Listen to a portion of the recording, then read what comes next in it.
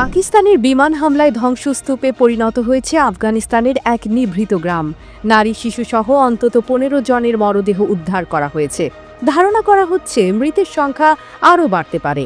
আফগান প্রতিরক্ষা মন্ত্রণালয় এই হামলার তীব্র নিন্দা জানিয়েছে। তবে পাকিস্তানের পক্ষ থেকে কোনো মন্তব্য আসেনি, যা পরিস্থিতিকে আরও জটিল করে তুলেছে। মঙ্গলবার রাতে বারমাল জেলার 7টি গ্রামে বর্ষিত হয় বোমা। লামন গ্রামে এক পরিবারের 5 সদস্য নিহত হয়েছেন। মুর্গ বাজার এলাকায় একটি গ্রাম পুরোপুরি ধ্বংস হয়ে গেছে। ঘরবাড়ি গুড়িয়ে দিয়েছে পাকিস্তানি যুদ্ধবিমান। স্থানীয় প্রশাসন ও সাধারণ মানুষ মরদেহ উদ্ধারে কাজ করছে।